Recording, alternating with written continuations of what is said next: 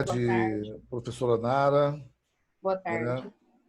e aos demais integrantes da diretoria e da comissão de graus da Federação Judô de Mato Grosso do Sul e aos participantes do curso, né?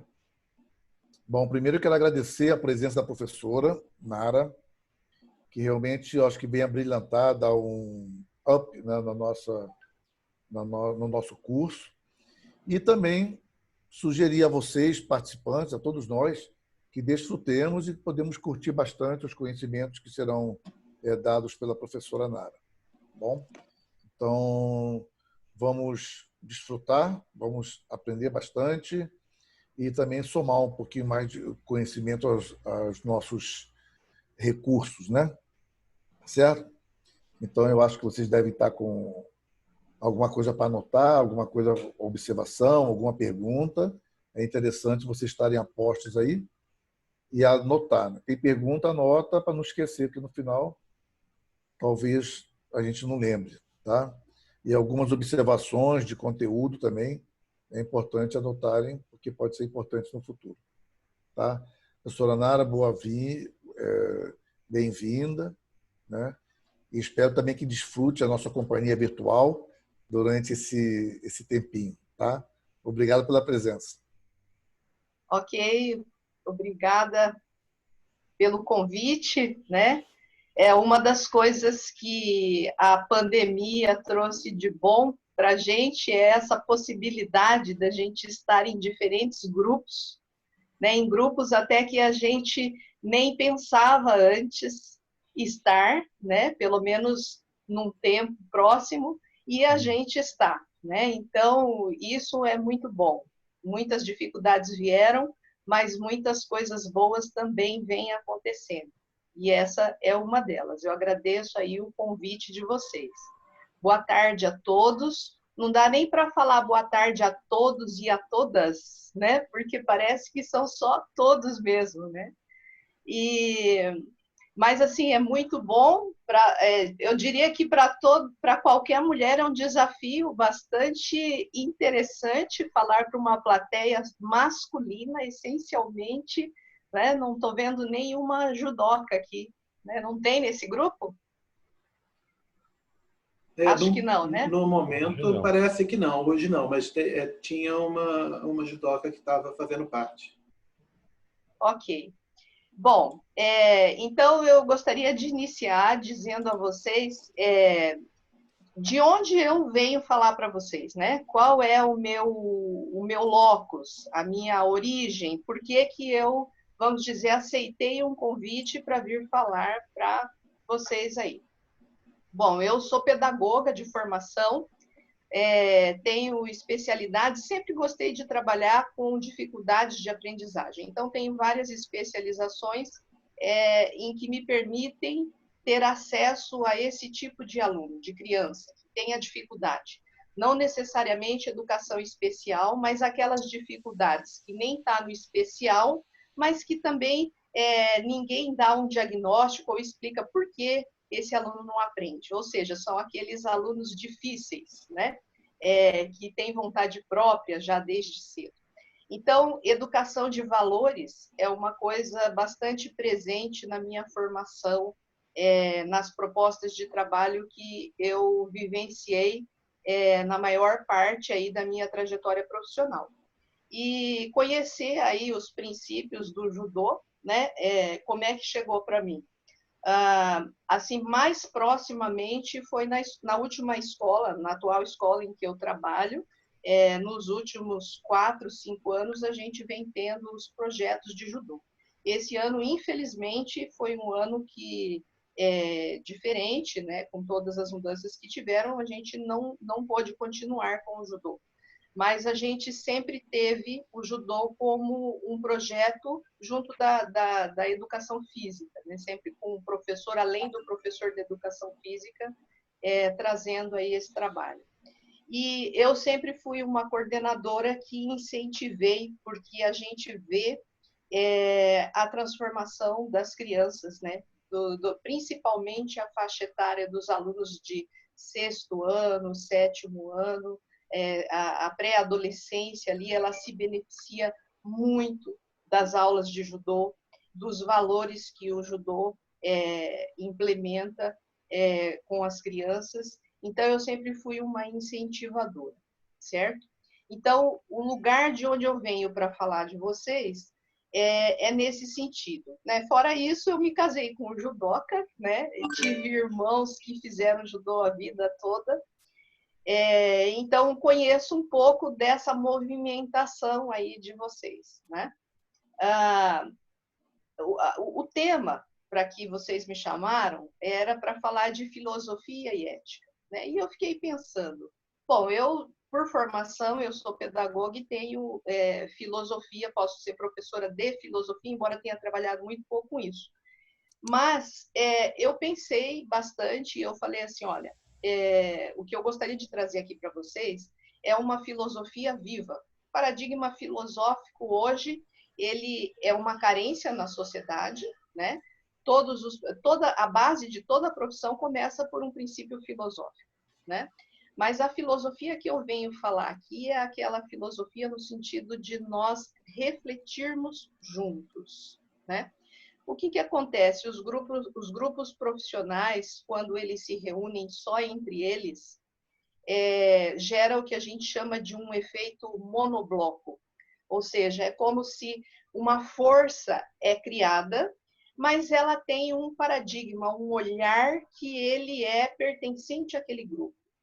Então, quando um outro profissional que trata das coisas da vida, ou das coisas da profissão, ou de um tema em comum com esse grupo de profissionais, mas pela ótica dele, pela ótica do seu paradigma, enriquece muitas vezes, e na maior parte das vezes enriquece, mas também traz um olhar diferente, e às vezes faz ver coisas que aquele grupo até então já não estava mais vendo, pelo fato de ser um bloco coeso, fechado, em que ele não tem um outro olhar visto por um outro profissional.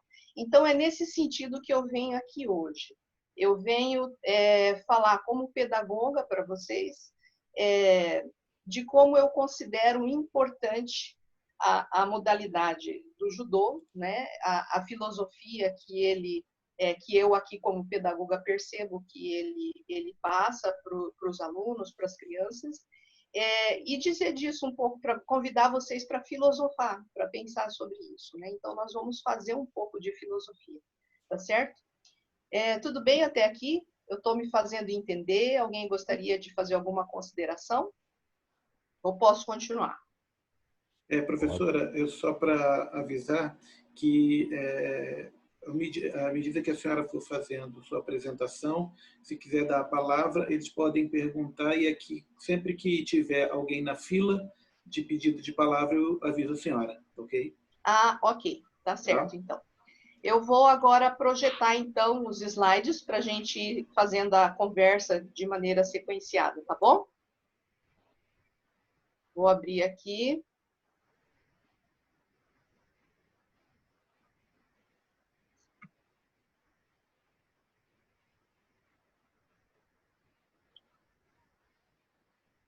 Vocês veem? Vocês veem o slide? Sim, estamos vendo. Pode fazer colocar ele como apresentação agora, né? Que ele já... Estou tentando achar aqui o embaixo, comando aqui. Embaixo à direita, bem do lado do menos ali, ó, bem do lado do menos, embaixo. Aí. Esse daí ele já...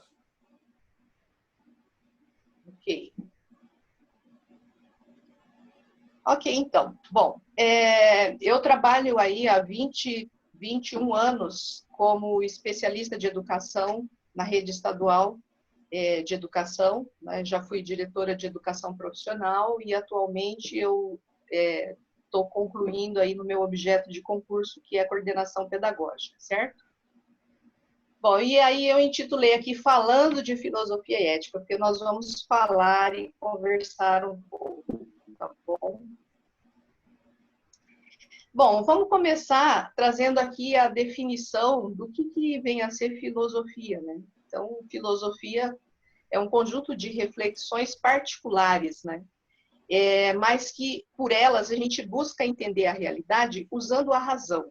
Eu até destaco essa palavra aqui, porque pensar por pensar, todo mundo pensa, né? A gente, ser humano, pensa, né? Mas fazer um uso consciente da razão é algo que está além, né?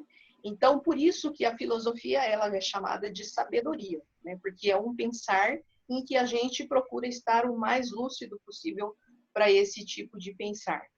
E aí, nesse sentido, a gente vai pensar em regras, em princípios básicos para nortear a nossa própria vida. A gente deve saber que a gente percebe muito que é muito comum as pessoas, quando elas têm coisas muito profundas da própria vida para pensar, às vezes elas querem atribuir isso a um terceiro. É aquele momento em que, às vezes, a gente vai pedir o conselho para o outro, né? Às vezes até você sabe, pela tua razão, você chegou a alguma conclusão, mas você vai buscar no outro um apoio, uma validação, né? Então, este filosofar aqui dos filósofos, já nos tempos antigos, principalmente aí, eu estudei mais a fundo Sócrates, ele dizia que a verdade ela está dentro de nós, né? Então, ela pode estar escondida lá, você não tem muita clareza sobre ela, mas conversar e pedir ajuda para que o outro pense junto comigo ou me esclareça sobre algo para que aflore o que já está dentro de mim, o que na verdade eu já sei, o que na verdade é a minha verdade, né? Então, filosofar como os antigos filósofos é quando estudamos as normas da sociedade, a conduta dos indivíduos, enfim, o que nos faz escolher entre um comportamento para o bem e para o mal, né? Quer dizer, a gente, na verdade, sabe, né, aquilo que caminha para o bem e aquilo que caminha para o mal. E os conflitos, eles se instalam aí, né? Quando a razão nos mostra o que é o bem e o que é o mal, mas o homem é dotado de desejo, de sentimentos, né? E esses desejos e sentimentos, às vezes, eles são contrários àquilo que a gente já entende como o caminho da retidão, do bem e do mal. Bom, um outro conceito importante aqui para a gente entrar é a ética. A ética, ela é uma parte da filosofia, uma disciplina, uma subparte, um bloco da filosofia, né, que vai tratar especificamente das regras da moral, né? As regras para o convívio coletivo, as normas, aonde começa o limite de um, termina o limite de um e começa o do outro, o que é direito, o que é dever. Né? Então, a ética ela vai, vamos dizer assim, afunilar as discussões mais abertas, no sentido geral, sobre a vida da filosofia, né? Então, o próprio nome em latim diz ali que ética significa moral natural. O que é esse natural? Esse natural não quer dizer que é uma moral espontaneísta, que a gente nasce com ela, de jeito nenhum. Essa moral ela é um conjunto de valores, princípios e normas que são escolhidos pelo grupo social e são escolhidos por nós, conscientemente.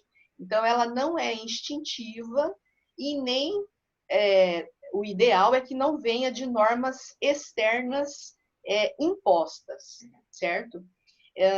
Embora a gente saiba que na sociedade existem indivíduos que eles necessitam de regras e normas que sejam impostas, porque o indivíduo ainda ele não consegue por si só se autogerir ou se autolimitar ou ter, vamos dizer, uma vontade férrea para optar, né, dentro daquilo que a gente considera o certo, o correto, né? Eu trabalhei numa escola que a gente contratou, não sei se vocês chegaram a conhecer, ouviram falar, um psicanalista, um psiquiatra, o Flávio Gicovati, ele faleceu acho que há uns 3, 4 anos atrás, o Flávio Gicovati, na época, ele fez um trabalho para nós, né, porque nós tínhamos muita dificuldade com os jovens de primeiro ano do ensino médio, aquela faixa etária de 15, 16, 17 anos. Né? Então, acentuadamente, era uma faixa etária que nos dava muito trabalho na questão do limite e da autoridade. Né? E como a escola de ensino médio, que trabalha essa faixa etária, ela lida basicamente com professores homens do sexo masculino e um menor número de professoras do sexo feminino, havia muita dificuldade de nós disciplinarmos, trabalharmos a questão disciplinar com esses alunos, né? Eles batiam muito de frente com seus professores. E, na época, o Flávio ele fez todo um estudo para mostrar para a gente por que isso acontecia, que não tinha nada de errado ali com aquela faixa etária. E a conclusão da pesquisa que ele trouxe para a gente era o seguinte, que os jovens eles tinham muita dificuldade de serem disciplinados ali naquela faixa etária, porque aquela era uma faixa etária em que ela observa muito o adulto que trata com ela e observa e aprende, fazendo uma aprendizagem que a gente chama uma aprendizagem ativa.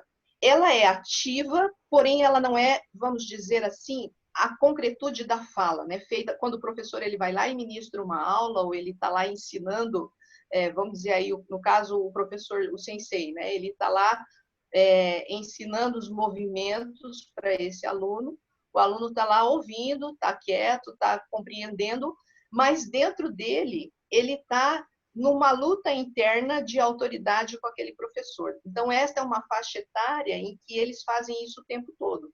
E aí, o que o Flávio colocou para nós? Olha, esse é um período em que vocês têm que fazer valer as regras e normas e os princípios que vocês realmente defendem. Porque se vocês só defenderem, mas eles não perceberem que vocês os praticam também, que vocês vivenciam de fato isso que vocês ensinam e falam, eles vão contestar, bater de frente, e aonde vem o problema de disciplina. Então, eles aprendem pelo seu exemplo de professor. Essa faixa etária é uma faixa etária que ela quer ver aquilo que é dito para ela sendo feito, vivido, vivenciado, né, pelo professor. Então, aquele professor que vou dar um exemplo, né, esse professor de ciências que ele ensina cuidados para a saúde, mas que o aluno vê ele fumando escondidinho lá na porta, atrás da porta, lá na sala de professores, ou então ele entra na sala de professores e ele vê uma caixinha de areia ali que é para jogar a bituquinha do cigarro disfarçadamente, né? Mesmo que os professores não fumem na frente dos alunos, este aluno ele questiona internamente. Como é que o cara me fala de saúde, me fala do que é bom e do que é correto para a minha saúde, mas ele não tem práticas na vida dele que correspondem àquilo que ele falou. Né? Então, o Flávio ele trouxe para a gente que esta questão, nesta faixa etária aí, ela é extremamente presente nas relações. Então, quem trabalha com educação, com esses jovens, eles precisam ter consciência disso, que aquilo que eu falo deve ser demonstrado na minha forma de ser com o meu aluno, né? Então, porque o aluno ele vai aprender muito mais pelo que ele vê em mim do que pelo que ele fala. Então, isso faz a gente, esse exemplo do que eu estou trazendo aqui, vem mostrar para a gente, então, que a ética, ela realmente, o aprendizado da ética, ele não é instintivo. Ele não vem só de uma fala externa, né, com o adulto, mas ele vem de uma prática, de um exemplarismo do adulto que está com este jovem, né, daquilo que ele vê realmente, né, sendo praticado.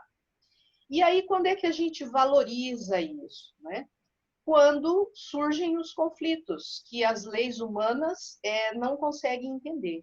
A gente vai pensar em ética, a gente vai sentir um incômodo entre fazer o que é certo e o que é errado, quando a gente está vivendo conflitos que a lei às vezes não responde, que o meu pai e minha mãe não respondem, que o meu amigo, melhor amigo, ou o meu parceiro, a minha parceira, ou o meu sensei, ou alguém né? Ou se responde essa pergunta, ela não me contenta, né? Então aí eu tenho conflito, né?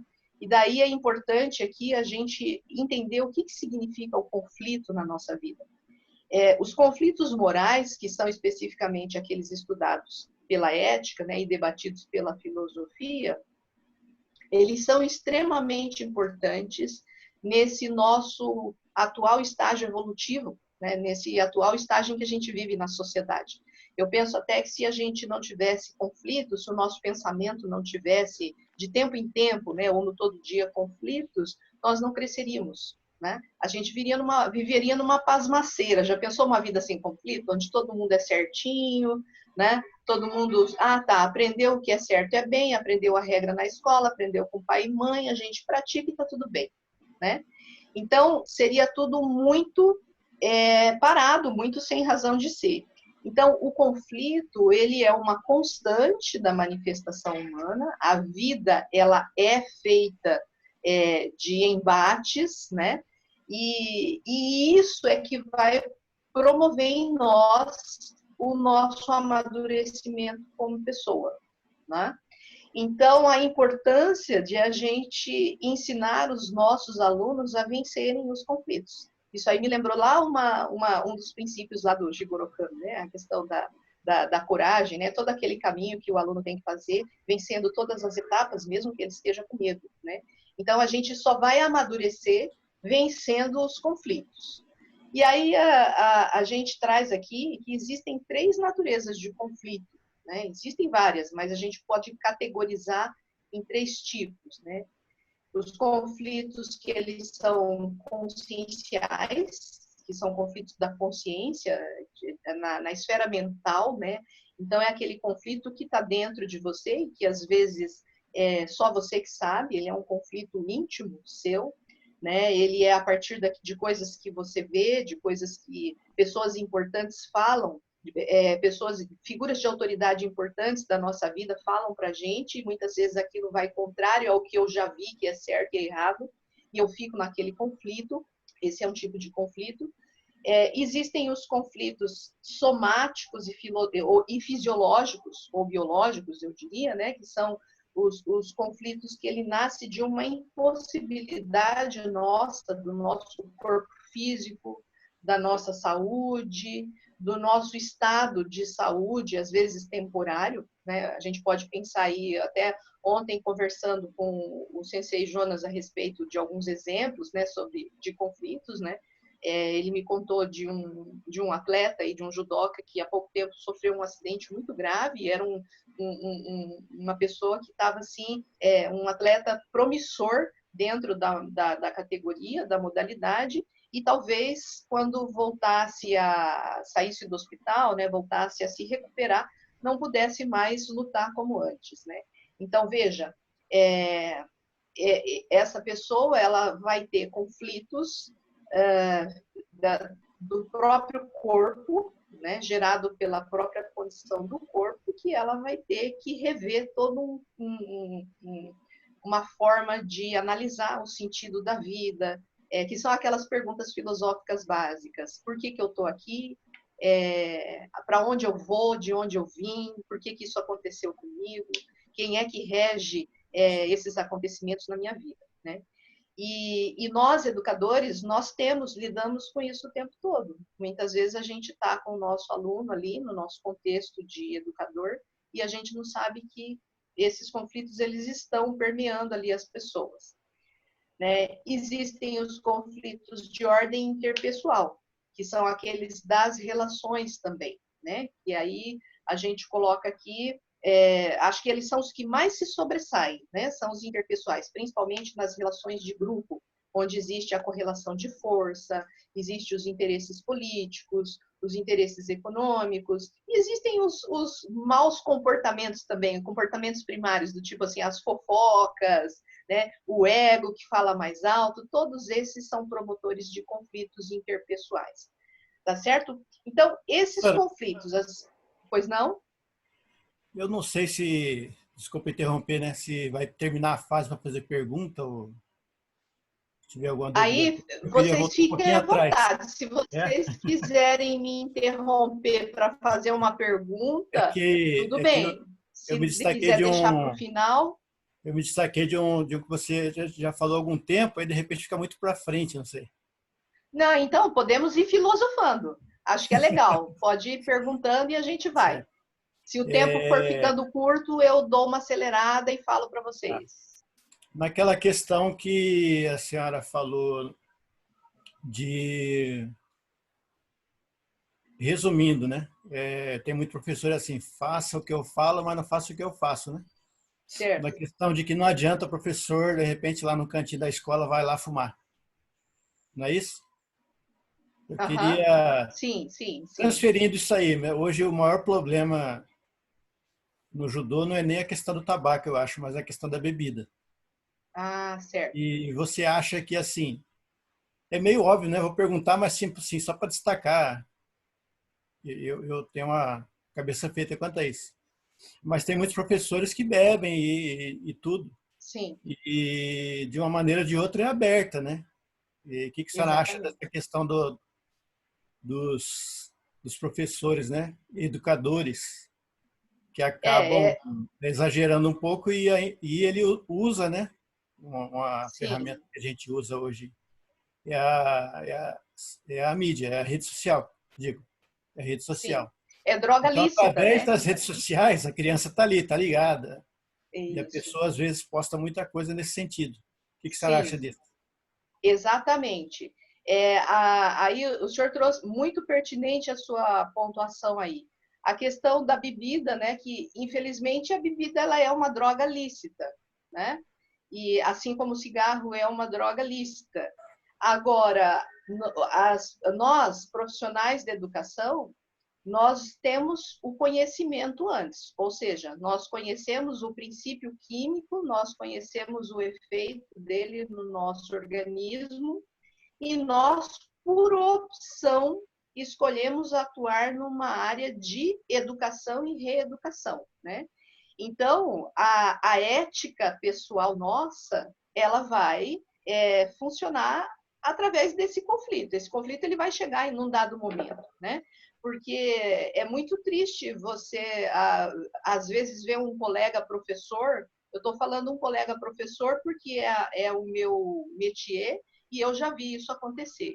Né? O professor ele ter que colocar um pouquinho de perfume, tomar um banho rápido, né, dar uns tapinhas no rosto, melhorar a aparência, porque durante o dia lá, antes de ir para sua aula, ele tomou, ingeriu álcool, né, e ele precisa falar para os seus alunos. E daí ele vai usar desses recursos para fazer.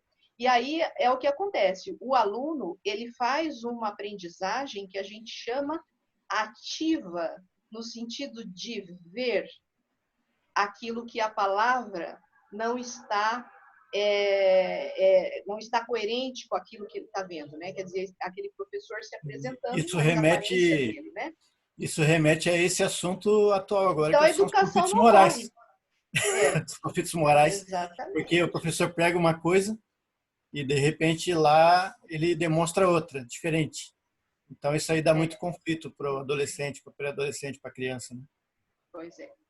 E vocês o senhor já que o senhor me deu a deixa, né? E eu sou uma pessoa bastante autêntica no sentido de dizer assim, ó, eu acho que se eu estou aqui é porque eu posso ajudar esclarecendo aquilo que eu vejo. E aí eu gostaria até de dar um exemplo assim, ó, para vocês pensarem, né?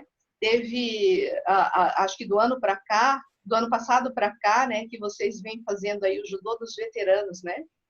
Eu acho Isso. que o judô dos veteranos trouxe muito conflito ético, né, para muitos veteranos, porque a gente sabe que o profissional, o educador físico, o profissional da beleza, da arte, são os profissionais que eles sofrem muito com o envelhecimento, né? A gente sabe disso.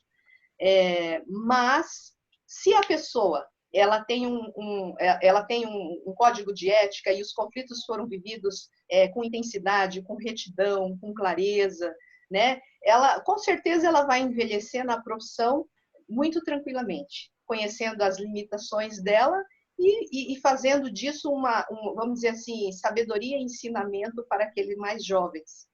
Mas eu tive em alguns eventos aí do pessoal do judô veterano, e eu vi o quanto muitas vezes aquele veterano ele queria muito estar ali participando de uma outra maneira.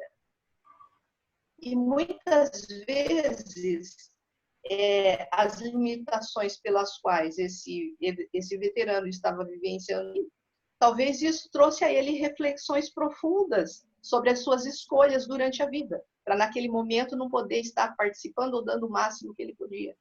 Né? Então, isso é bem visível, né? Quer dizer, essa é uma aprendizagem que eu, uma pessoa de fora, fiz. Né? É isso que a gente chama de aprendizagem ativa, é aquela que você vê como exemplo. Né? Então, nós, educadores, isso é uma coisa que eu converso bastante com o Sensei Jonas, né? Nós, educadores, temos que pensar qual é o conteúdo daquilo que a gente usa para educar, para veicular. Com o que a gente trabalha. E a gente tem que se aprimorar na nossa coerência e no nosso código de conduta, de moral. A gente tem que filosofar, sim, sobre isso, para que a gente possa ser o melhor professor, o melhor sensei, né? Não o melhor naquele que faz os movimentos melhores, ou que é o faixa coral, ou que é o faixa isso, ou faixa aquilo, mas é aquele exemplarista na vivência desses princípios aí que eles norteiam o judô, né? Então, é mais ou menos isso, certo? E aí a gente segue aqui com essa pergunta: como enfrentamos os nossos conflitos? Que eles surgem em todas as áreas profissionais, né? Como é que a gente enfrenta isso? A gente tem que aprender a aproveitar esses conflitos, esses momentos, para a gente se questionar e competir com a gente mesmo. A melhor competição é aquela que a gente faz da gente para com a gente mesmo. Nós vencemos a nós mesmos. Então eu não caminhei bem, eu não refleti muito sobre isso na minha vida e agora eu estou pagando um pedágio por isso que eu não vivi, não vivenciei, não cuidei, né? Então, aproveitar isso não se culpando, mas se questionando. Então, a maturidade, ela segundo a filosofia da ética aí, né, revisar condutas para a gente crescer, deve ser um exercício aí que a gente deve fazer assim em torno de 2 vezes por ano, de 3 em 3 meses, 4 em 4 meses, a gente revisar, pensar um pouquinho assim, ó, o que eu valorizo na minha vida hoje, né? E o que eu faço para eu alcançar esse valor? Então, os conflitos, eles são oportunidades de revisão dos nossos códigos de valores pessoais, tá certo? Então, eu posso aí, a partir daí, fazer algumas perguntas assim, ó, que condutas eu adoto hoje no meu cotidiano comum, no meu dia a dia, que já não traduz mais um valor meu, né? Então, aí no caso, o Sensei aí deu o exemplo, né? Aquela pessoa que ela bebe e ela é um professor, um educador, né? Ela pode estar se perguntando: eu preciso disso ainda para me divertir, para o meu lazer ou para extrapolar, né? Eu não posso ter ser dono dos meus limites e saber até onde eu vou, né? Sem aquilo me prejudicar. Então, que condutas no meu dia a dia já não traduzem mais aquilo que eu sou, né? Que valores regem a minha vida e que eu já posso abandonar, né? Porque a gente pode mudar. O que eu valorizo hoje pode para mim amanhã não ser mais um valor, né? Regras. Então, como erradicar os conflitos, né? Erradicar conflitos, aí cada um pode, todos nós aqui somos adultos, cada um pode balizar em si mesmo, né? Como é que eu estou com o meu autoconvívio? Né? Eu passo a maior parte do tempo me sentindo bem comigo mesmo, ou eu tenho vários conflitos, vários questionamentos, vários aborrecimentos? Nas 24 horas do meu dia, eu consigo ficar bem regras, conflitos, seja meu, seja do meu grupo, ou do grupo profissional que eu trabalho, né?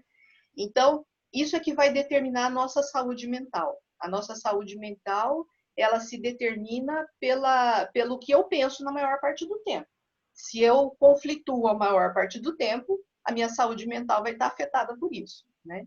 Então, por isso que a gente tem que ficar também atento às questões transversais, que a gente fala, que são aquelas que vêm de fora para dentro, né? Os conflitos aí da sociedade que bagunçam a nossa vida, o quanto eles tomam tempo de nós, né? Porque se na maior parte do tempo eu organizo o meu dia em função só desses conflitos, dessas ingerências que acontecem no mundo externo e que elas atravessam a minha vida, corre o risco de eu chegar aos 30, 40, 50 anos e ter crises, né? Crises por não ter, vamos dizer, posto um limite, ter posto normas, e não ter ficado à mercê do externo interferindo na minha vida, né?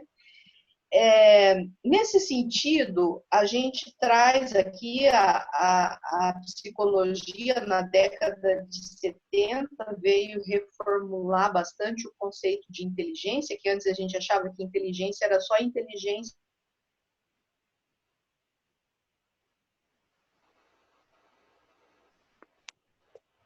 Cortou para ele. Deu uma travada. Contextual ainda é muito pouco falada. O que significa inteligência contextual? Oi. A sua fala foi interrompida quando a senhora disse inteligência. Ok. Voltou agora? Voltou. Certo. Então, hoje a gente sabe que existem vários tipos de inteligência, que não só o QI, né, que é o quociente de inteligência intelectiva, aquela que é adquirida pelos livros, pela cultura livresca, né, pela academia. A gente sabe que inteligência, hoje, existe inteligência em várias áreas do indivíduo, né? Os alunos que eles são altas habilidades, eles têm inteligências em áreas diferentes. E existe uma inteligência que é a inteligência contextual. A inteligência contextual, ela pode ser desenvolvida por todos nós, né? E é importante que entendamos que a inteligência contextual, ela nasce em nós quando nós começamos a questionar os nossos conflitos, analisando o nosso entorno, o nosso momento aqui agora, o nosso tempo, a nossa condição, quem sou eu, onde estou, o que estou fazendo agora. Neste momento aqui eu me permito errar, eu me permito avançar, eu me permito fazer essa escolha ou a outra, né? Então, a inteligência contextual, ela não é presente em todas as pessoas, tá certo? Se a gente for pensar nos nossos alunos, nem todos têm inteligência contextual. A gente pode dar um exemplo assim, ó, daquela pessoa que você vem há um certo tempo com ela e com o grupo, instituindo regras, dando limites, discutindo normas, e num momento crucial, né, vamos dizer assim, de situação crítica, a pessoa, você percebe que ela já teria condições de lembrar de tudo aquilo que foi combinado, que foi limitado, que foi aprendido, ela não usa, ela desconsidera o contexto. Às vezes pode ser por um desequilíbrio emocional, mas às vezes pode ser que não seja por um desequilíbrio emocional, pode ser por uma opção mesmo, porque a inteligência contextual da pessoa é fraca, ela não pensa no contexto, ela ainda é muito ego, ela pensa só nela, né? Então, pessoas que elas são muito egóicas, elas não analisam muito o contexto, analisa se for conveniente para ela, né? Mas ela não olha o contexto acontecendo o melhor para todos, mas acontecendo o melhor para ela. Então, revisão de valores são extremamente importantes. A gente aconselha aí, a gente que é professor de filosofia, vou dizer assim, né? A gente aconselha aí o pessoal a fazer revisão de valores de 3 em 3 meses, 4 em 4 meses, você lembrar. A gente não precisa ter muitos valores, nortear a nossa vida por tantos valores assim. Você tem lá 4, 5, no máximo, 3, 4, dá uma paradinha e pensa, né? A minha conduta, o que eu faço, como eu estou conduzindo a minha vida, realmente está fazendo com que eu seja coerente com o valor que eu escolhi, né? Então, é assim que a gente erradica os conflitos, porque às vezes, ó, eu vou dar um exemplo prático disso que eu estou falando. Às vezes a gente fala assim, ó, eu valorizo a família. Família, para mim, está em primeiro lugar. Tá. Daí, daqui a pouco, você tá lá, a sua mãe te liga, né? Ou um irmão que você não vê lá há mais de 6 anos, né? Te liga te cobrando coisas, né? E você fala, puxa vida, né? Quanto tempo, né? Puxa, eu não estou fazendo isso. Então, será que a família é um valor, né? Ou ele é um valor desejado, mas não é um valor vivido, né? Porque o meu dia a dia, nos meus princípios, na minha condução, não há espaço para essa família do jeito como eu gostaria. Então, aí o que acontece? Quando chega lá na festa de Natal, a gente tem sempre aquele mal-estar, né? Com algumas pessoas. Por quê? De onde vem esse mal-estar? Puxa, eu não vi a pessoa há tanto tempo, deveria ter um encontro alegre, mas tem um mal-estar. Mas por quê? Porque eu tenho um valor desejado, que ele fica batendo ali atrás de mim, mas no dia a dia, a minha conduta não põe em prática aquele valor. E aí, quando eu vejo a pessoa que traduz aquele valor para mim, me gera um mal-estar, porque ela me lembra tudo aquilo que eu não consegui. Eu só desejei, mas não estava na minha vontade e força de realização. Certo? Ficou claro essa ideia para vocês? Posso seguir?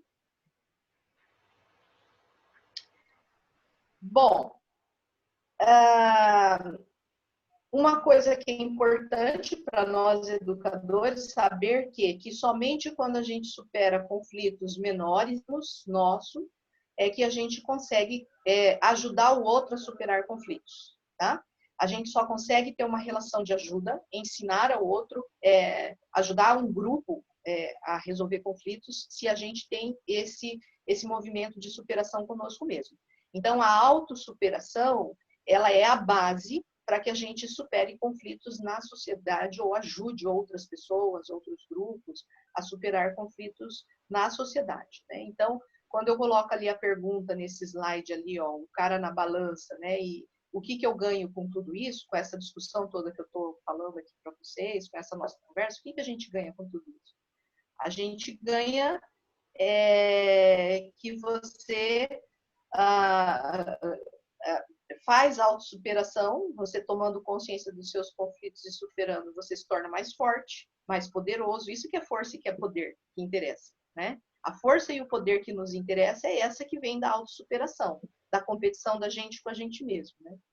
Então, o convívio grupal, a ética do convívio grupal, ela só nasce quando eu estou bem comigo mesmo. Ou seja, quando eu penso o que é direito para mim, né, o que é direito para o outro e no respeito do outro, se eu também já tenho isso muito claro para mim, tá? Então, é por isso que a gente diz, se o professor, ele vai conduzir alunos, né, ele tem que estar pensando no código de ética dele para poder estabelecer um código de ética com os alunos. Ele tem que estar pensando no código de ética da instituição a qual ele pertence, para ver se coaduna, se é coerente, né, a dele, a da instituição, né, e aqui ele vai formular ali com seus alunos. Então, só aí o grupo, ele se faz forte, como ali na pirâmide a gente vê, ó.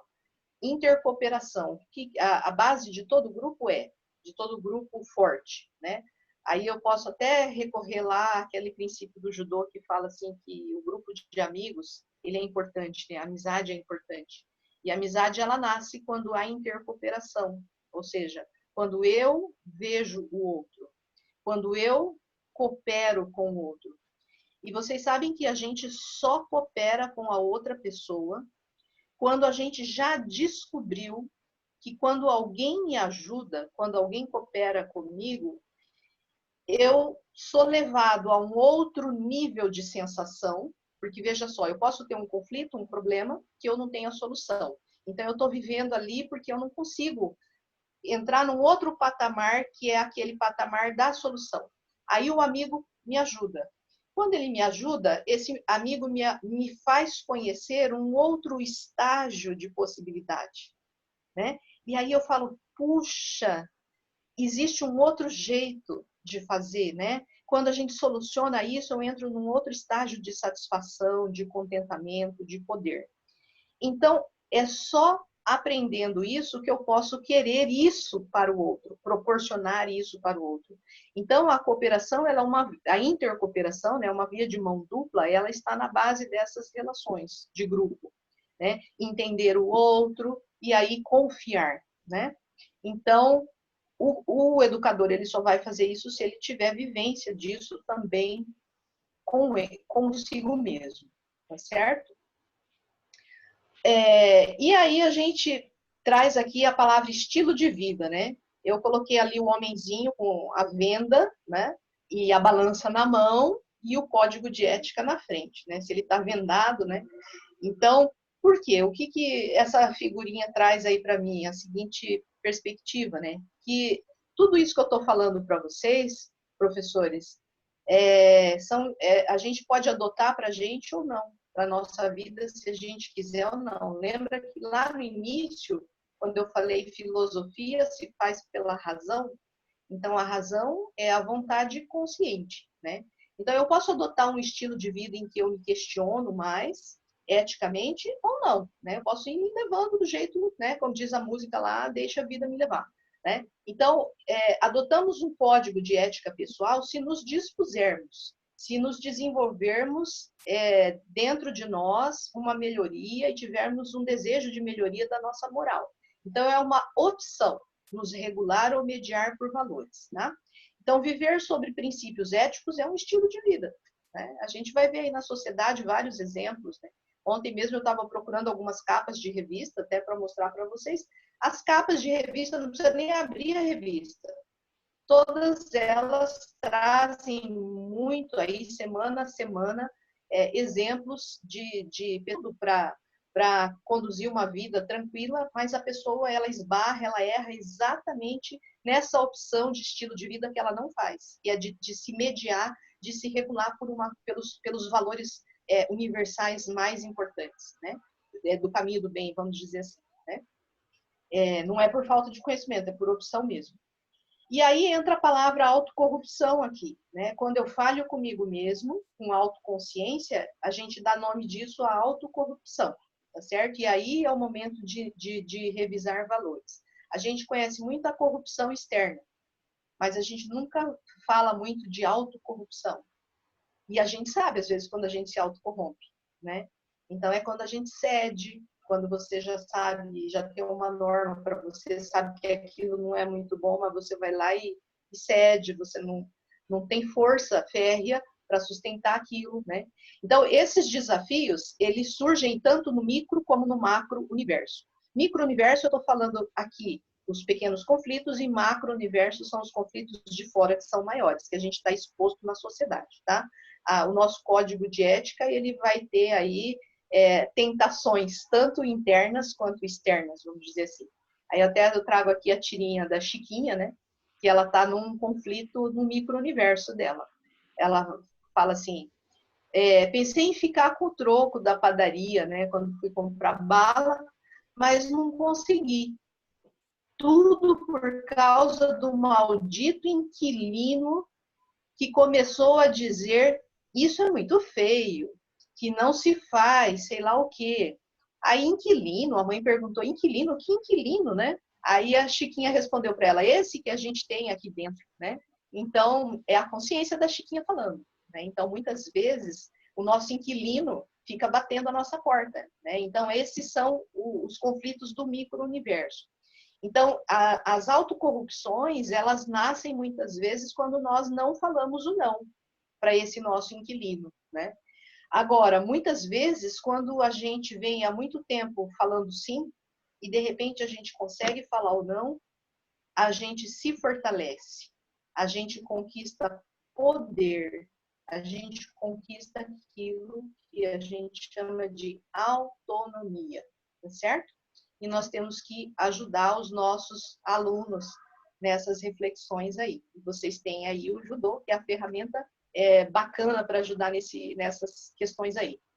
A psicologia chama de lock interno e lock externo, tá? Lock interno é quando eu cedo por uma dificuldade minha, e lock externo é quando eu cedo por uma dificuldade que vem de fora.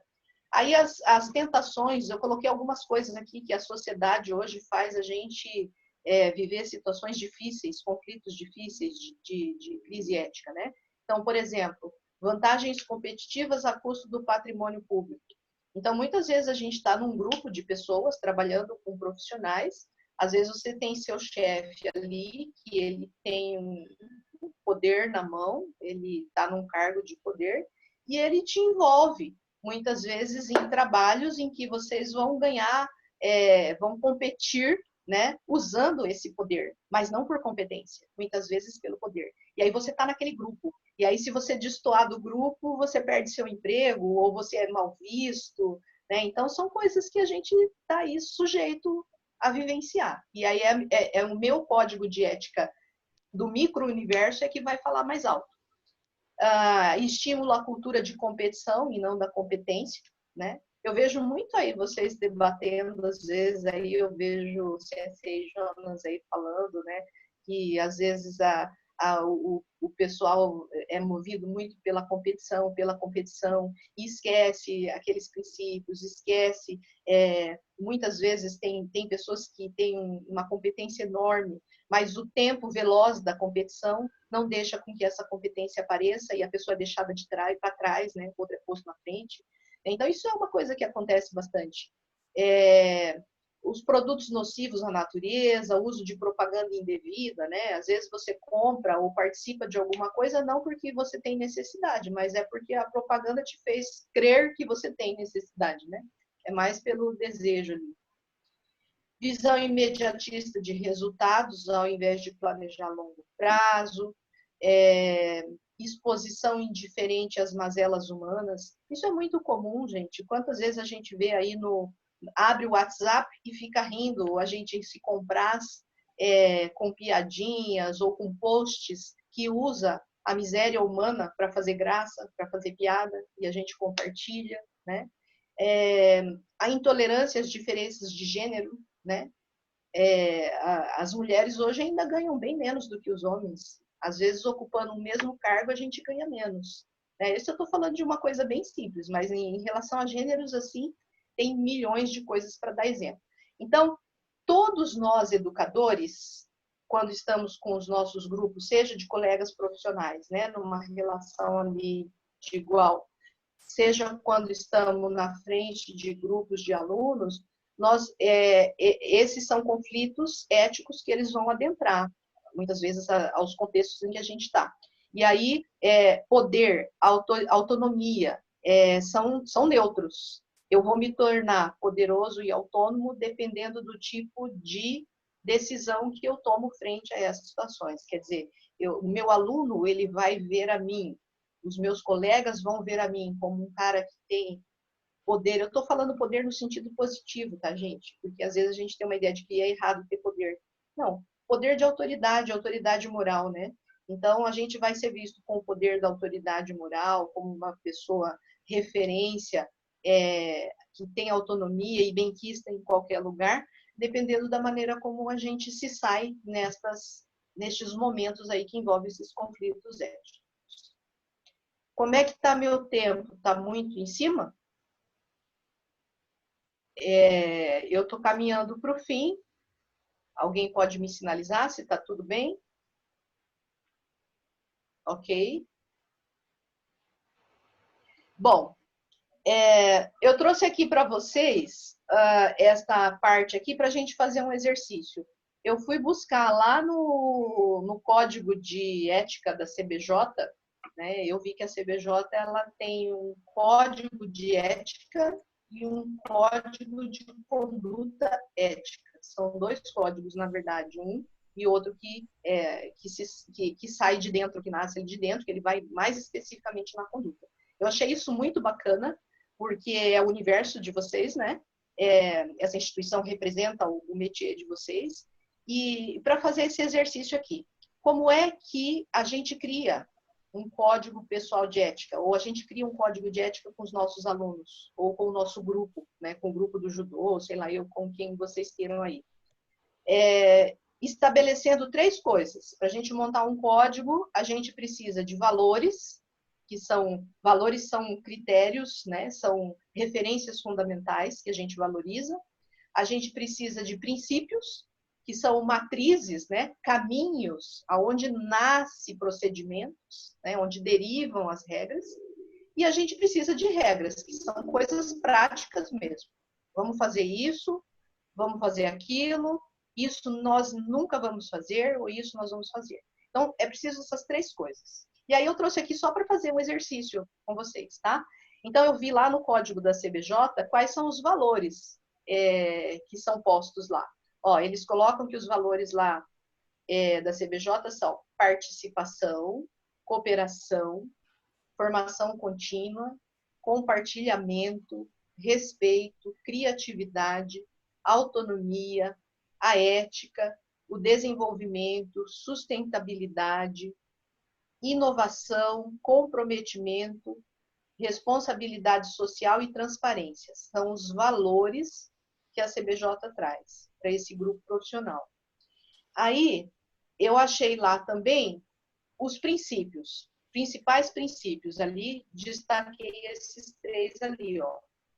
Comprometimento, que é consolidar compromissos com os colaboradores, com os atletas, com os técnicos e com os seus fornecedores. Integridade e respeito é um princípio, né? Então, reiterar uma postura íntegra e responsável no exercício das atribuições pessoais e profissionais. Transparência, que é adotar práticas e procedimentos claros e facilitar o acesso às informações relevantes, visando garantir uma relação sustentável perante o público de interesse, né? O público afim. Então, são 3 princípios que, na vivência deles, a CBJ chega àquilo que ela valoriza, aqueles valores que estão ali em cima, né? Que é participação, cooperação e etc. E aí, eu fiquei pensando assim, ó, se eu fosse o sensei, né, lá no tatame, como é que eu ia conversar com os meus alunos, né, pensando no que é valor para mim, valor para eles e nessa instituição que nos representa, né? Como é que a gente construiria um código para nós? Aí, um exemplo ali, ó, eu peguei a palavra, o valor participação. Como que eu faria com os meus alunos, né? Ó, o professor aqui valoriza participar. Eu acho que é importante nossa equipe ter eventos esportivos, mesmo que a gente não tenha condição, a gente vai fazer o maior esforço, arrumar parceiros, ajudar pessoas que a gente vai poder participar. Talvez o meu exemplo, pessoal, venha porque eu vivenciei o judô na forma de projeto na escola, né?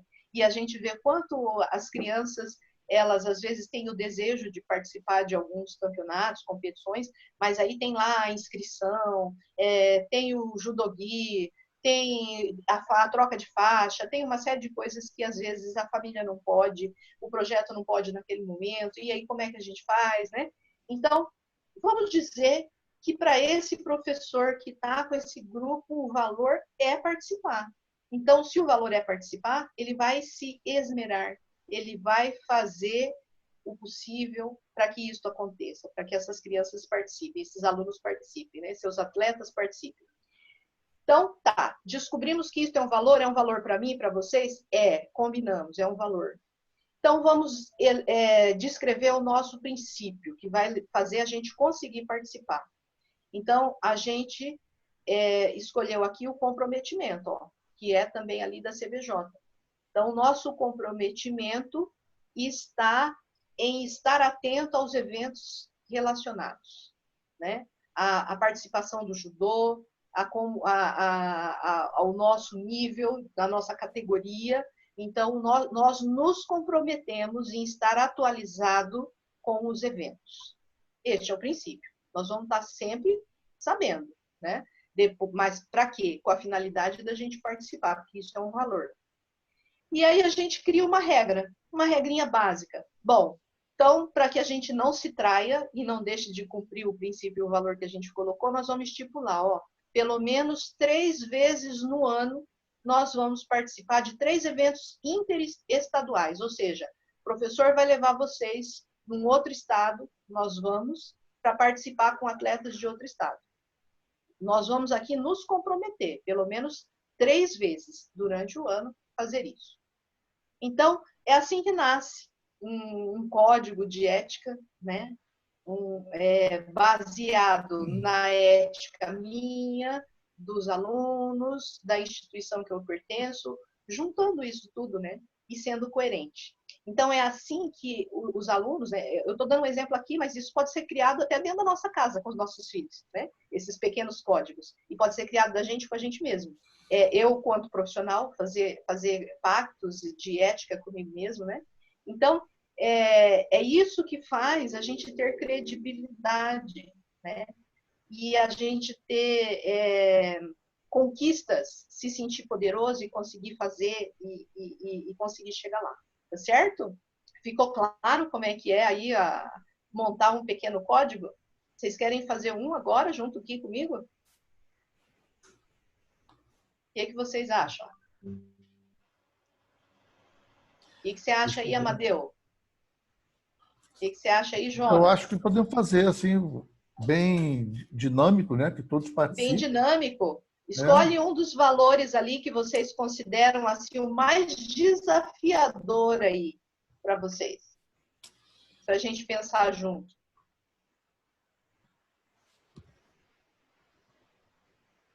Você quer valores ou princípios? Valores? Vamos começar pelo valor. Vamos começar pelo valor ali. O que é um valor para vocês? Esse grupo todo aí que está assistindo hoje a gente, o que vocês acham que é um valor aí para vocês? Dentro do judô, dentro dessa tarefa que vocês assumem aí, de representar, né, essa modalidade aí no nosso estado, ou fora dele. O que é um valor ali? Pelo contrário, essa povo está tudo errado. Eu já vi que formação contínua é um valor, porque senão vocês não estariam aqui me ouvindo. Não estariam aí fazendo lives e lives, se preparando, né? Comprometimento. Comprometimento? Bom, pessoal, vamos participar aí, vamos lá? Na verdade, o Júnior Batera acabou de levantar a mão. Júnior, está com áudio. Está baixo. Pode falar, dá para ouvir. Tá. Aí acabaram de digitar aqui, respeito. Acho que a filosofia do judô já começa aí. É o respeito. Tendo respeito, você adquire tudo isso daqui. Está bem baixinho o áudio dele. Eu ouvi aqui bem. Pode deixar, Batera. Ele está sugerindo o respeito, como também sugeriram aqui a Dani sugeriu pelo chat, tá? Respeito, muito a ver com o judô. Respeito. Ok. Então, vamos fazer o respeito, tá? Então, nós temos como valor o respeito. O que poderia ser um princípio, a partir que, vamos dizer assim, que seria um comportamento, uma iniciativa, algo pelo qual vai reger o nosso comportamento o tempo todo para que a gente demonstre esse respeito para os nossos alunos. Vamos olhar ali, ó, naquele item dos princípios ali, ó, integridade e respeito, eles colocam ali, ó, reiterar uma postura íntegra e responsável no exercício das atribuições pessoais e profissionais, né? Então, o respeito, ele nasce quando? Qual seria um princípio que traduz isso? Postura? Eu ouvi alguém dizer aí, parece-me. Quando a gente zela por uma postura. Eduardo colocou hierarquia. Hierarquia, justiça. Hierarquia, bacana, bacana. Quando respeitamos a hierarquia, a gente está valorizando o respeito dentro de um grupo. Perfeito. Então, a gente poderia colocar como princípio a gente reiterar vamos assim, respeitar a hierarquia nas decisões e resoluções dos conflitos do cotidiano do judô.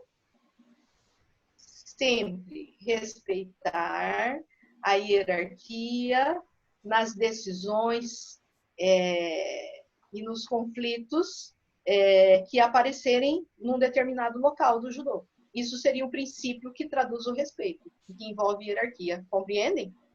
Certo. Quando Pessoal, só um pouquinho, Reginaldo. fala em hierarquia... Reginaldo, só um minutinho. Pessoal, eu vou fazer o seguinte, eu estou liberando aqui os microfones para serem abertos por vocês mesmos, para poder ter uma participação melhor na palestra. Então, eu vou liberar aqui, quem quiser, libera o seu microfone, fala, e depois fecha o microfone novamente para não atrapalhar os demais, tá ok? Então, os microfones estão... vocês podem liberar os microfones. Pode continuar, Reginaldo, desculpa. Quando se fala em hierarquia no judô, a primeira coisa que vem na cabeça é a questão da graduação, né? Das faixas. Sim. Sim. Sim.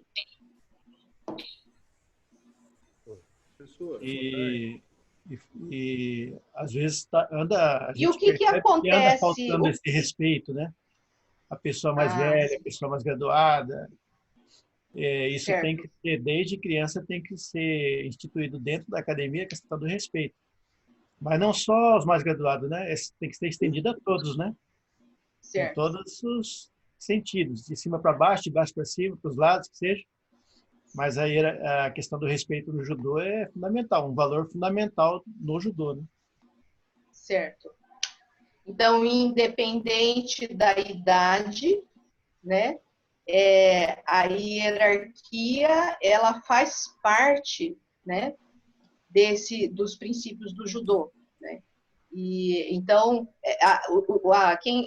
eu vejo assim, ó, quando a gente traz algo que ele não tem sido mantido, ele não tem sido cumprido, né? A gente pode colocar como princípio uma regra, uma frase, uma afirmação ou até uma negação, assim, ó, que em nenhum momento será esquecida a hierarquia X dentro do judô, né? A gente diz literalmente ali, né? E aí, quando a gente vai colocar regras, aí na regra a gente explicita quando isso acontece e que não deve acontecer, né? Então, isso com os alunos pode ser colocado, sim, né? Bastante, de maneira bem clara. Oi, boa tarde. E que mais? Vocês Oi, gostariam professor. aí de avançar para a regra? Qual seria uma regra, vamos dizer, para que esse aluno chegue adulto? Falar. Alguém pediu a palavra. Quem está falando? Eu? Opa, pode falar, Nico. Nicodemos. Oi, boa tarde a todos. Professora, para completar, né, a colocação do professor Reginaldo, eu acredito muito que a lealdade se enquadra aí, porque ela é fundamental para ter o respeito, né?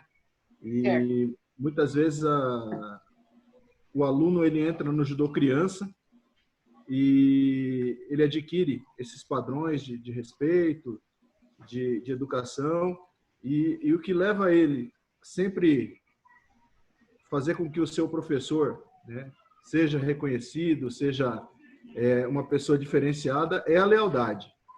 Então, eu acho que também nós poderíamos encaixar, se a senhora achar que é pertinente.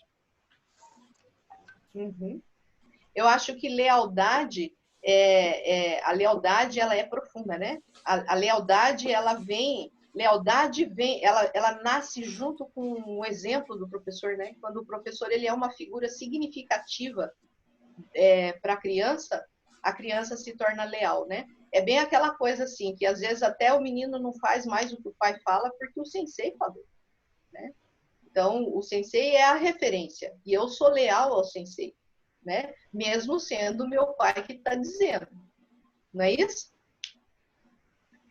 E o respeito, ele vem junto mesmo, o senhor está correto, né? Então, ali, ó, quando a gente definir o princípio, a gente pode colocar essas duas palavras, né? Que a hierarquia e a lealdade sempre serão valorizadas e reiteradas nas relações da equipe do judô. Vamos dizer, se eu tivesse com um grupo de alunos, eu faria talvez assim, tá certo? E alguém quer Regra falar aí? número 1. A Gislaine colocou na mensagem aqui, não sei se ela pode abrir o áudio aí. Gislaine. É só abrir o áudio e falar, Gislaine. Está escutando? Ela não está falando, mas ela colocou aqui na mensagem, né? No judô, o respeito deve ser recíproco, independente da graduação. Acho válido. Bacana. Muito, muito. O respeito deve ser recíproco, independente da graduação. Ou seja, todos ali, somos humanos, somos pessoas, então já existe uma relação de respeito, independente da graduação. Ok. Esse é um excelente princípio. Respeitar o colega independente. Ali, ó, isso poderia até chegar bem ali na regra. Respeitar o colega independente da cor da sua faixa. Olha, é uma coisa bem simples, bem na linguagem comum, e é uma regrinha. Respeitar o colega independente da cor da sua faixa. Você está falando de hierarquia, está falando de respeito. Quando eu iniciei ali a fala, eu falei, né, essa questão do respeito à hierarquia, eu falei, tanto que eu falei, né, de cima para baixo, de baixo para cima, até cruzado, de repente, então, nesse sentido, né? Eu acho que quando a criança começa, a gente sempre incentiva ele a respeitar os mais graduados, que na teoria são os melhores exemplos. Mas daí esse mais graduado já está em outra fase, né? Que ele passa a respeitar também os menos graduados, porque ele começa a entender que ele depende da presença dos iniciantes para poder estar continuando no seu aprendizado. Perfeito, é isso aí. Certo, pessoal? Mais alguém quer falar alguma coisa? A gente já deu para ilustrar, a gente pode ir adiante, né? O professor Marco Moura está fazendo o pedido da palavra. Boa tarde, professora, parabéns pela palestra. Mas o Nico acabou falando a palavra de lealdade que eu ia me referir também. Mas o Sensei também, dentro dessa parte que nós estamos montando aí, tem que olhar muito a sua conduta, uma conduta madura perante o grupo, porque essa garotada aí que está fazendo curso esse ano, se Deus quiser, todos vão ter êxito, né, ao final do exame, e eles vão estar à frente de grupos grandes às vezes, e que a gente tem que aprender a respirar fundo às vezes, ter tranquilidade, maturidade, para ter uma conduta adequada perante o grupo, para que não percamos o respeito, né, passando por tudo isso. Então, eu também coloco a palavra conduta, eu ia falar sobre lealdade, mas o Nico também falou já muito bem, mas a conduta como exemplo, à frente de grandes grupos aí, de uma equipe, né? Muitos aí terão seus dojos ou trabalharão em conjunto com seus dojos e ter essa consciência de que a liderança tem que ter maturidade, tem que muitas vezes respirar fundo e ter tranquilidade.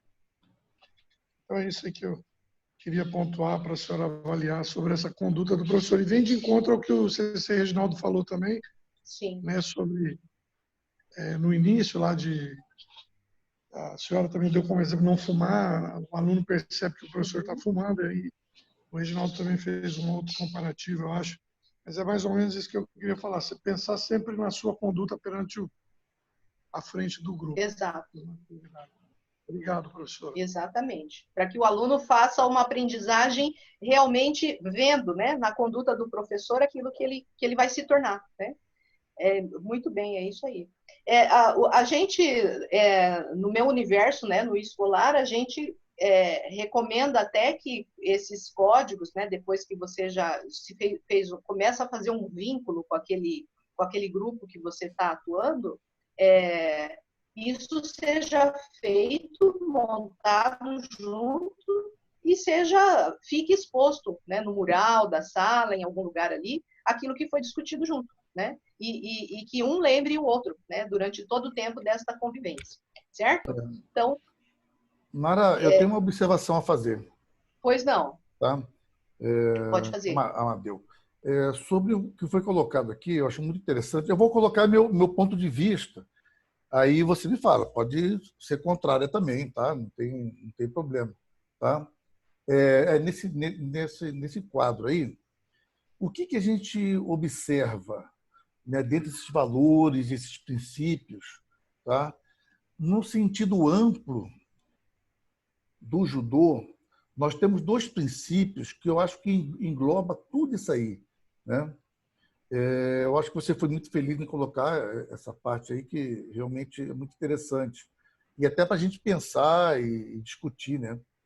Que no judô, nós vivemos judô e também temos que viver também dessa maneira, né? Com ética, com responsabilidade e dentro de alguns princípios, né?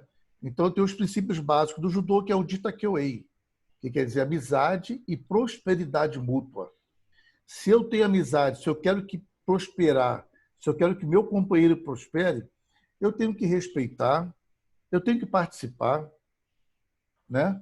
Eu tenho que produzir, eu tenho que estudar, tenho que valorizar, tenho que ter responsabilidade social, eu tenho que ter muitos valores que você colocou aqui, né? E outro princípio também é o Zeryoku Zeryu, que é a melhor forma de energia, né? Então, aproveitar a melhor forma de energia. Que tipo de energia que é esse?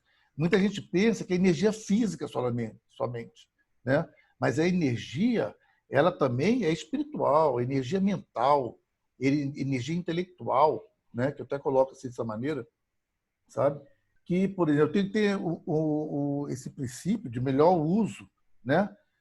Para eu produzir, para eu desenvolver, para eu ter a sustentabilidade, para eu inovar, eu tenho que ocupar minha energia que eu tenho, sabe? Minha energia de criatividade, tudo mais, sabe? Eu acho que esses dois princípios, ele resume bastante o que sabe? Amadeu, sabe assim, ó, uma reflexão que é bom fazer, assim, ó, todo grupo, né? Todo grupo, ele tem, se a gente for olhar, esses valores, eles não são tantos assim, esses princípios, eles se resumem, às vezes, em dois, três, que Exato. eles nos caracterizam, eles nos identificam, eles são a nossa base, né?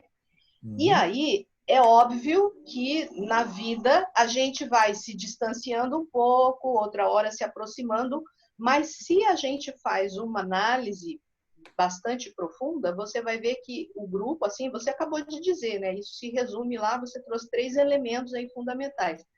Então, é isto que essa referência que o grupo ele não pode perder, se essa é a identidade dele, né? Se esses valores aí, eles que, vamos dizer assim, são a matriz de onde surge o judô, né? Então, eu nunca posso perder conexão com isso.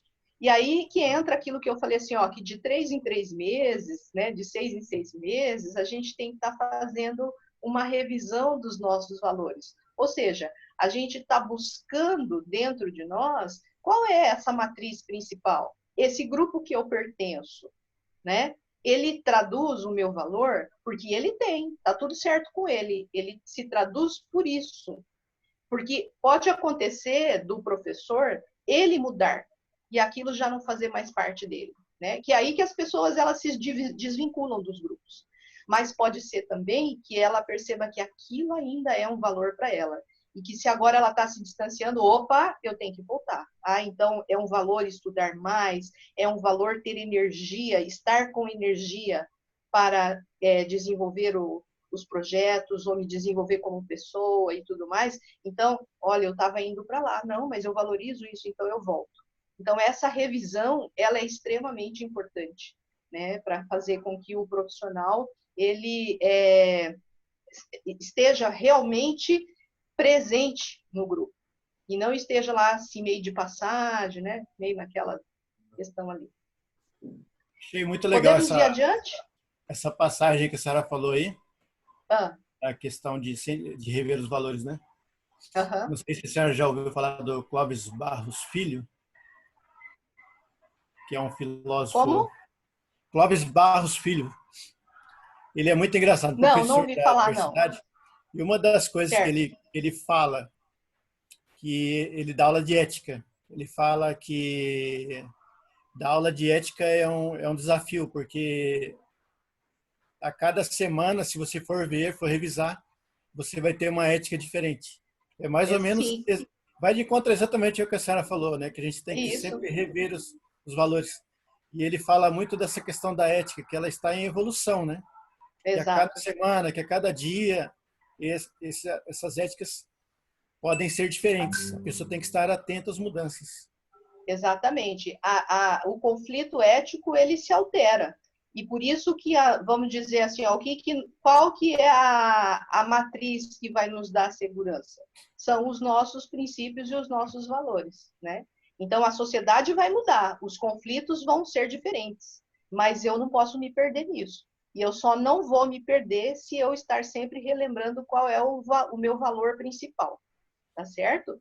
Então, eu acho que já a gente está avançando aí, vamos adiante. Eu caminho para o fim, mas antes de terminar, eu gostaria de dizer para vocês ainda o seguinte, olha, eu recomendo esse livro aqui para nós que somos educadores, né, e que estamos discutindo exatamente isso que o professor aí acabou de falar, né, de que a ética ela vai mudando, né? Esse livro, A Quarta Revolução Industrial, não sei se vocês aí devem conhecer, né? Esse Klaus Schwab, ele é um professor alemão, né?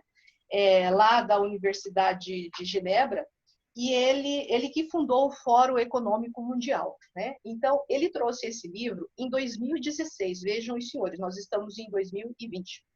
Há 4 anos atrás. Então, nesse livro, ele apresenta, ele já traz suposições, hipóteses, de que hoje nós vivemos o que ele chama de quarta revolução industrial.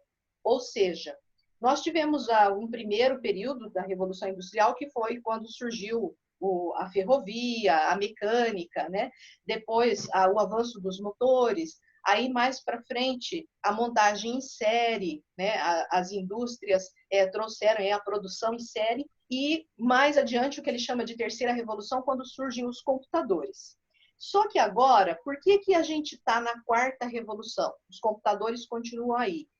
Porque agora, além dos computadores, junto com essa tecnologia,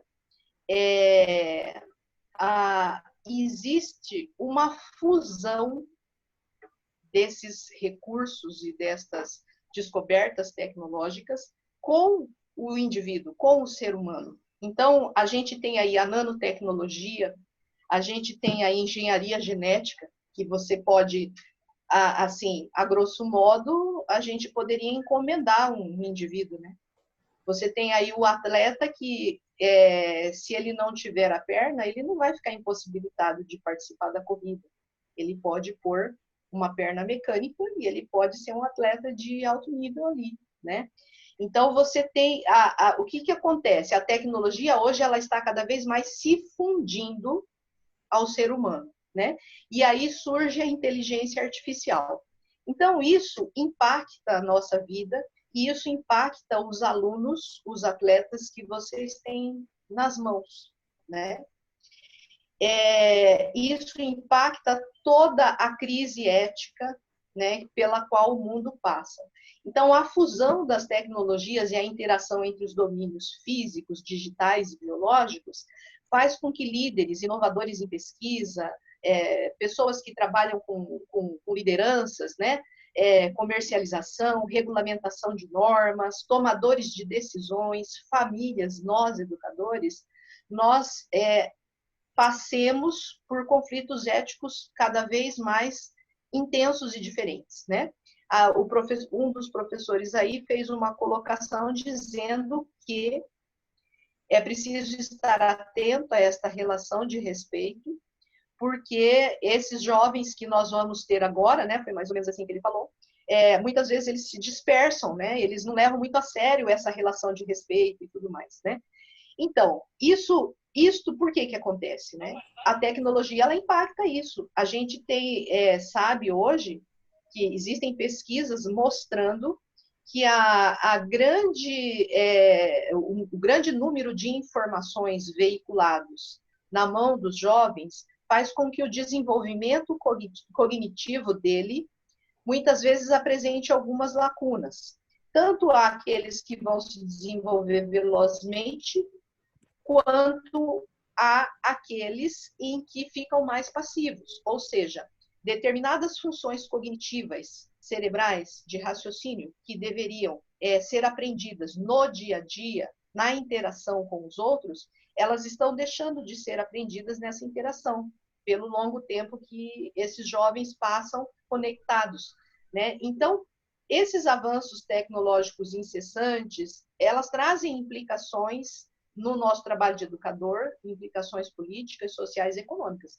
Tanto é que hoje as escolas todas estão com seus alunos com aulas remotas, os alunos estão na frente do computador hoje o dia inteiro, até porque a educação está chegando por esse veículo em função da pandemia. Então, a pandemia, ela acelerou, vamos dizer, a quarta revolução industrial já trazida lá em 2016 pelo Klaus, né? E ele fala que isso alterou significativamente, a gente consegue perceber isso por 3 dados. Primeiro, a velocidade, né, que o mundo ele é multifacetado, ou seja, ele tem inúmeras demandas, né, inúmeras facetas para se resolverem. E nós temos hoje inúmeras pessoas conectadas às informações de todo jeito. Então, veja só, nós aqui estamos cada um num lugar conectados com a mesma informação, né? Então, a velocidade com que, dependendo do que eu falar, ou dependendo do que acontecer com alguém aqui no grupo, a velocidade com que essa informação vai ser repassada para outros grupos é muito maior. Não demora muito tempo, porque, por exemplo, eu estou aqui falando no computador com vocês, mas o meu celular está aqui do lado.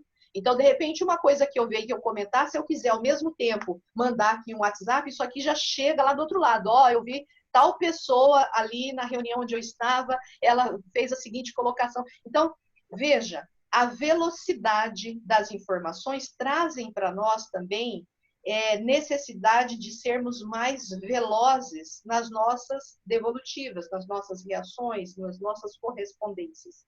E aí, eu volto àquela questão. Se nós não tivermos lugar firme do que valorizamos, de quem somos e onde estamos, a gente se perde, né?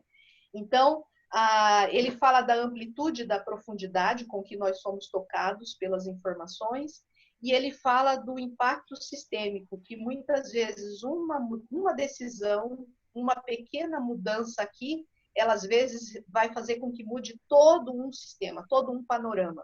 Então, este jovem que chega para nós, ele vem como fruto desse mundo, né? E a nossa ética, a nossa identidade profissional, a nossa ética profissional, ela vai se alterando, né? Que além de eu ter a minha ética pessoal, eu tenho a profissional do meu grupo, que é o conjunto de normas e condutas postas em prática no exercício de qualquer profissão, né? Então, lembrando sempre que tem a ética de mim para comigo mesmo, a ética profissional e a ética do meu grupo, né? Então, tudo isso se coaduna. E aí eu coloco para vocês, finalizando a minha fala, meus senhores, dizendo o seguinte, que o pessoal do judô vai muito bem, obrigado, com um código de moral desse aqui, né? Onde os principais valores universais estão aqui. Os principais, né? A gente estudando valores, a gente sabe que valores, eles têm valores universais, valores secundários e várias categorias. Mas os valores universais, eles estão presentes nesse código moral do judô, né?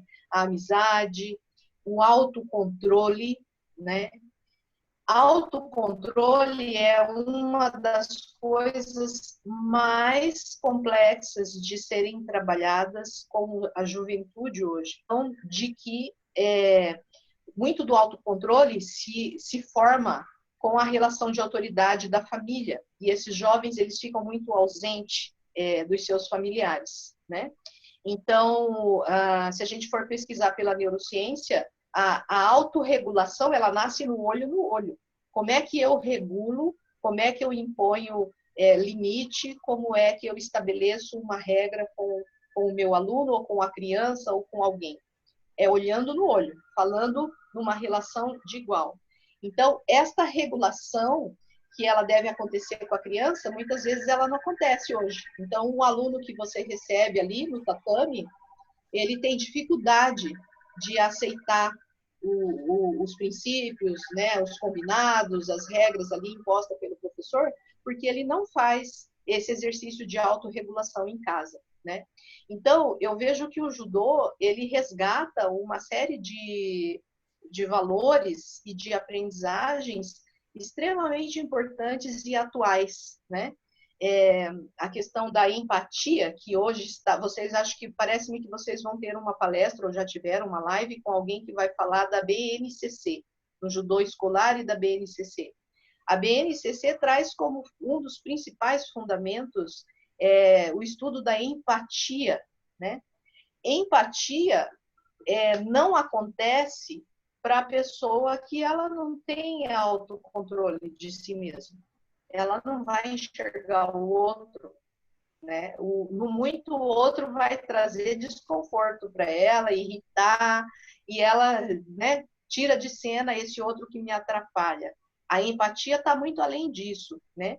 Então, eu vejo que a questão da coragem, a cortesia, né, que é tão falado, quantas propagandas aí a mídia veicula, essa coisa de gratidão, gera gratidão, né? E às vezes a pessoa faz aí um filme enorme para falar de gratidão. Não tem problema, se a gente aprender a ser cortês todos os dias, nas mínimas coisas, a gratidão ela vem por consequência, né? Honra, modéstia, sinceridade, respeito. Então, eu vejo que vocês têm um material de trabalho privilegiado, até porque este material é a matriz onde nasce aquilo que vocês trazem para os alunos, que é o judô, né?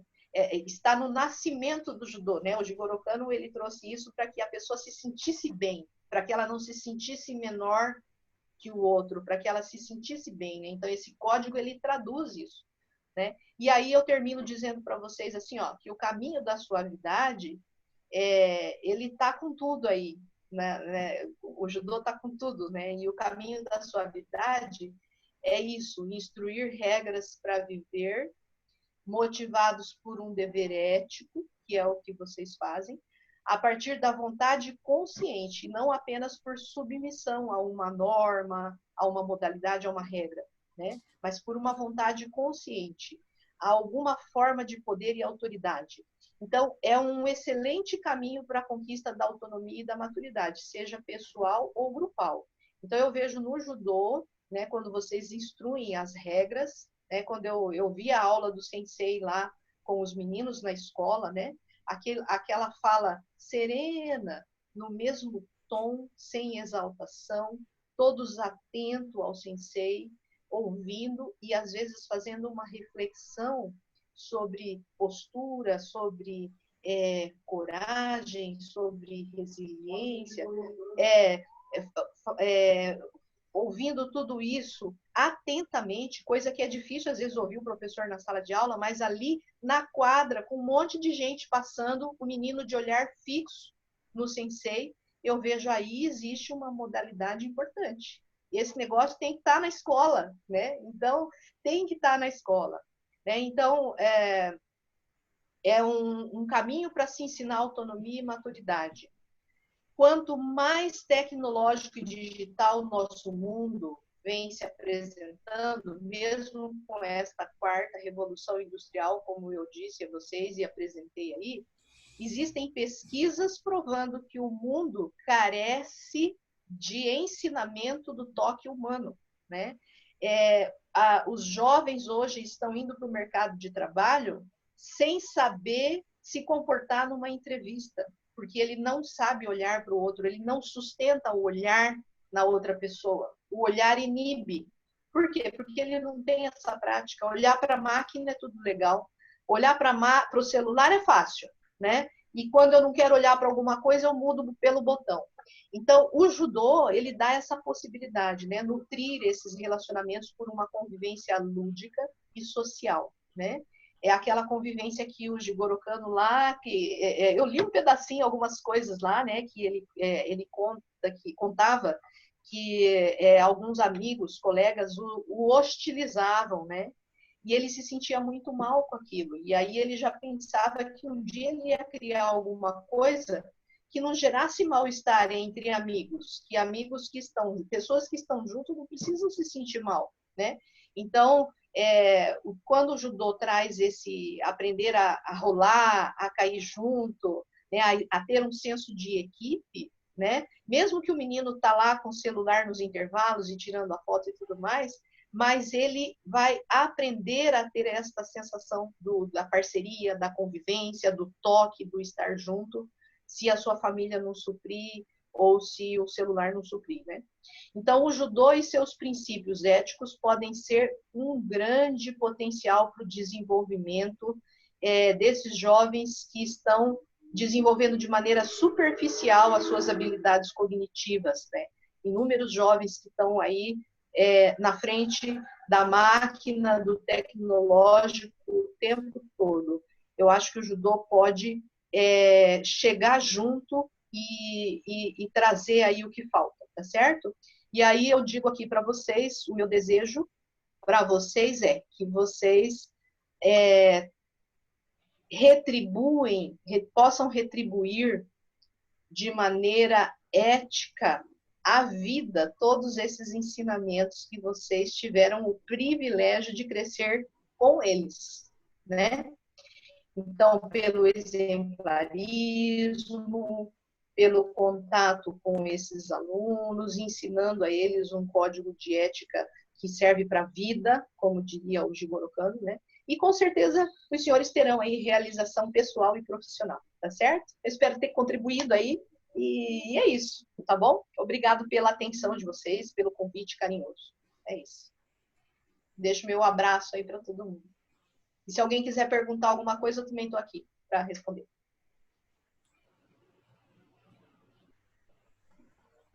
Alguma pergunta?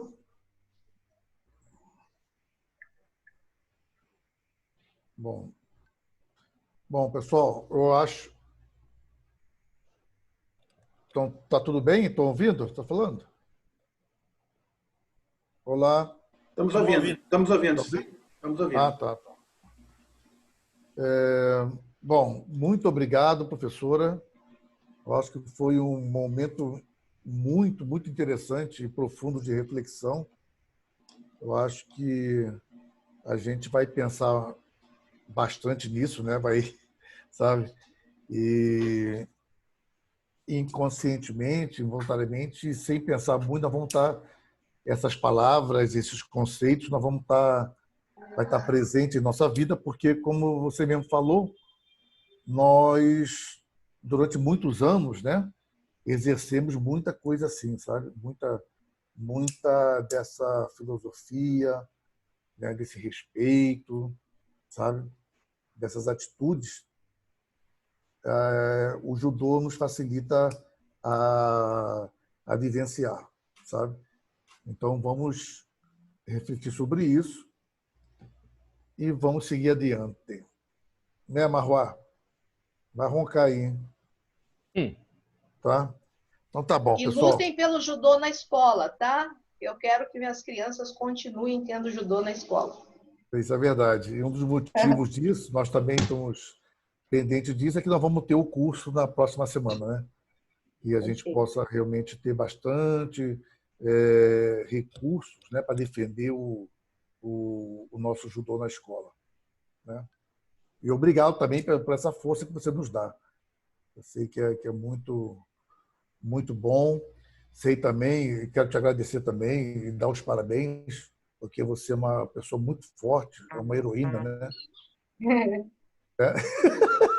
Precisa realmente, no seu trabalho, em casa e na sua vida, né?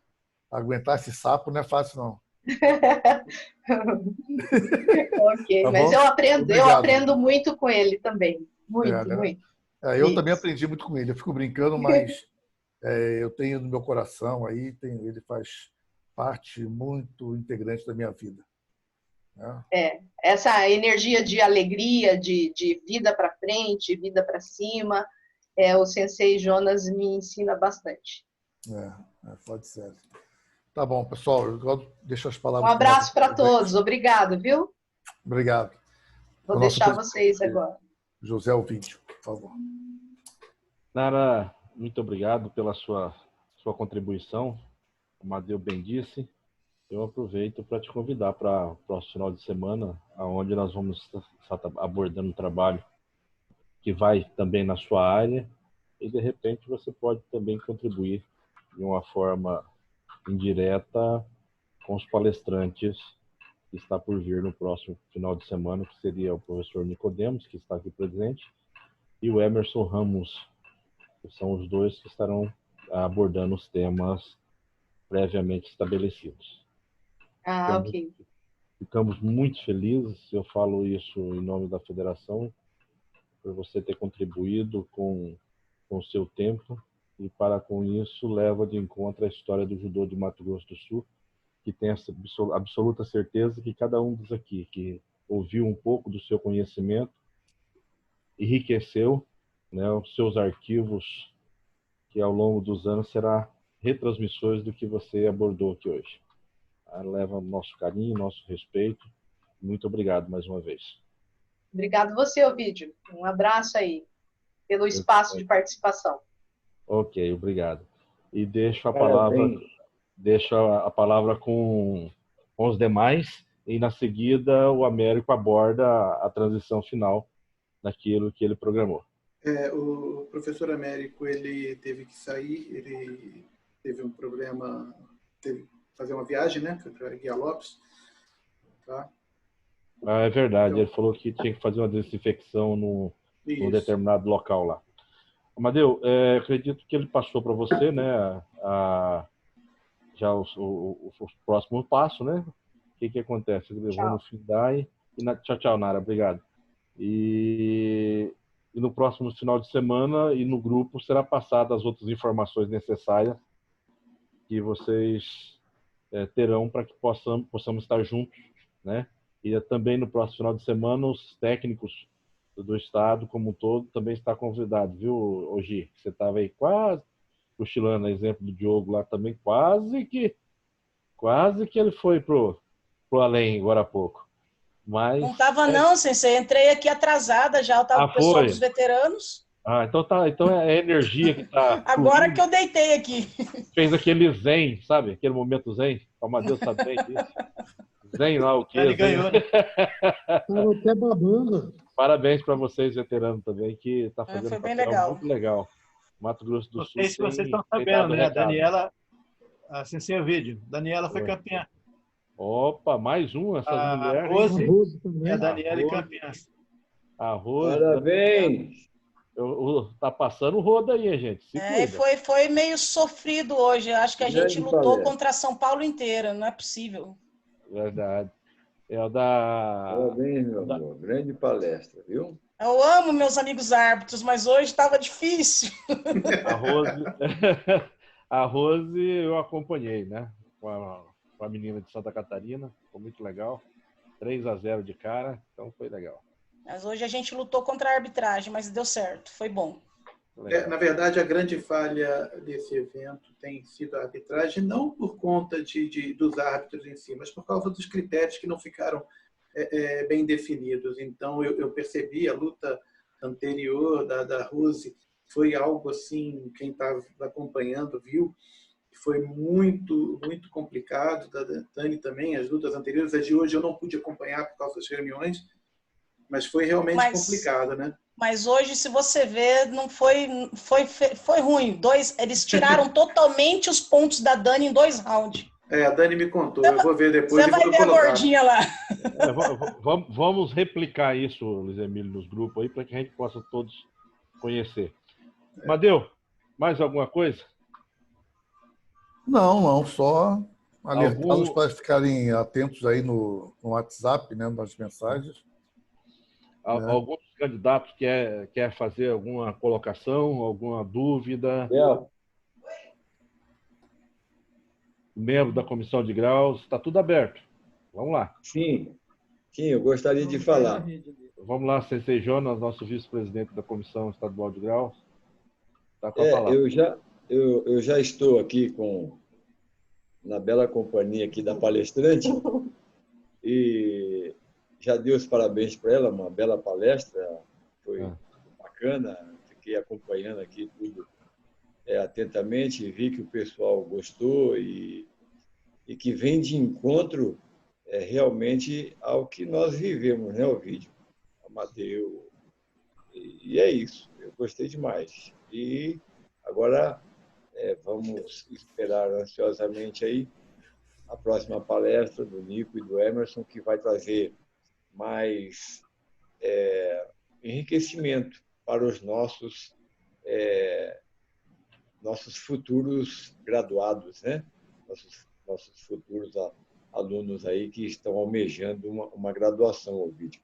E então vale a pena dizer para eles que essa graduação é importante, é muito importante para eles, é importante para a nossa federação, mas mais importante é que a graduação seja condizente com o que eles têm de conteúdo em suas memórias, né?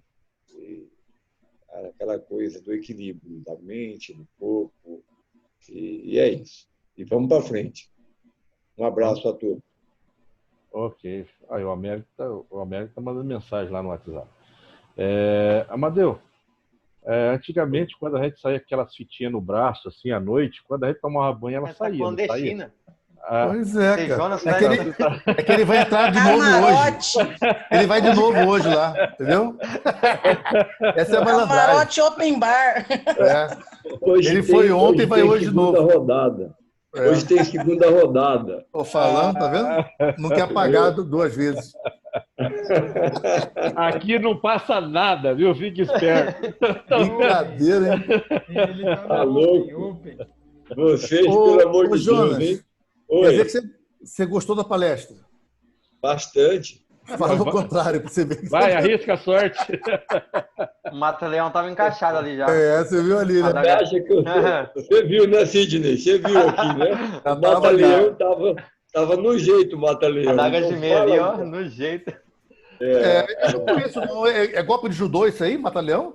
Agora, né? Isso aí desculpa aí, deve ser coisa importada lá do Rio. Não conheço, não. Não. Viu, Amadeu? Olha o Radaka de meia aí.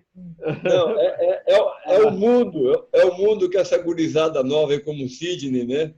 Convive com o pessoal, então é Mata-Leão, mas tudo bem. De maneira mais informal. Mais informal. Mas a daga de meia tá encaixadinha ali.